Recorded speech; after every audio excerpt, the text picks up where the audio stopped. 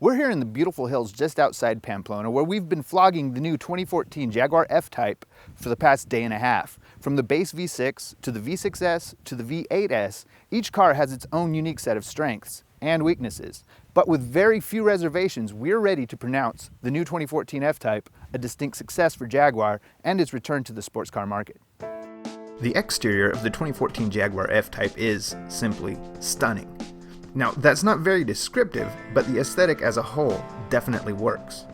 Looking closer, we can see some classic Jaguar traits, including the hood bulge, the line that starts at the front and swells gracefully over the fender along the door, to be intercepted by another arc tracing over the rear fender to the tail. The rest of the details are all modern Jag.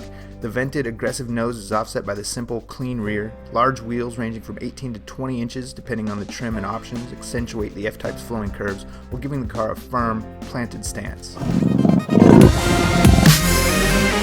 Looking at the specs, there's a very clear three-tier system to the 2014 Jaguar F-Type. The base model clocks in at $69,000, 340 horsepower, 5.1 seconds to 60 miles per hour, and a limited top speed of 161 miles per hour.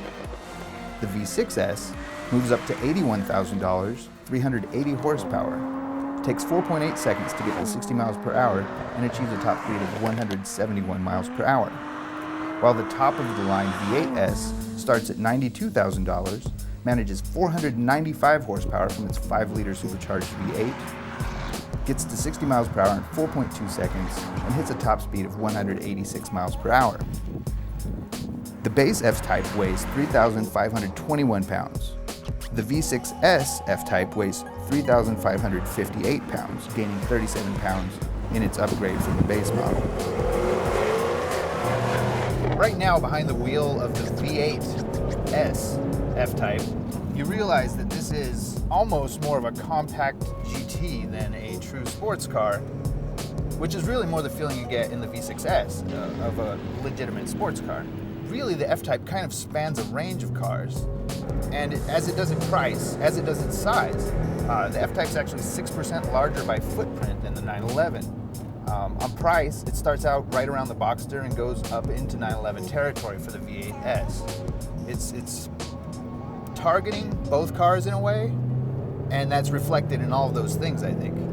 Despite the F-Type V8S's compact GT feel, that's not to say it's not nimble. It's actually quite nimble, even though it's the heaviest of the F-Types, and none of them are very light. On twisting roads like these through the mountains just outside Pamplona, it's an absolute joy to drive.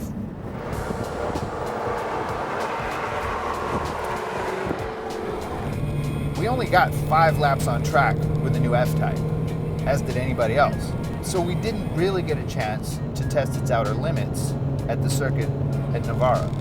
But ultimately, we don't feel shortchanged about that fact, because the taste we did get and its comparison to the way the F-Type drives on the road tells us that this is not intended in any way to be a track car. It's track capable. You can take it to a track day and enjoy yourself, but the focus of this car is on its on-road driving capabilities, its exquisite balance between manners and performance, and just the sheer joy of the V6 or V8 engines screaming their hearts out as you rail it up a canyon.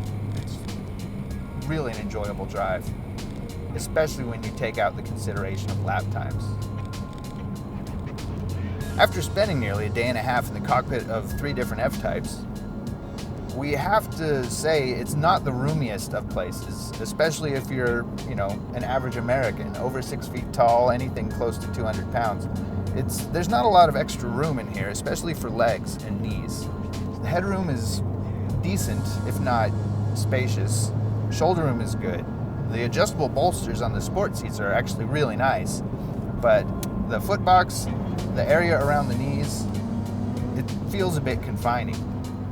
We're right in the midst of 30 days of coverage of the new 2014 F-Type, so be sure to catch up on what you've missed, stick around for what's coming, and be sure to check out our full review for all of the details on the new 2014 F-Type's performance. For High Gear Media, I'm Nelson Ireson.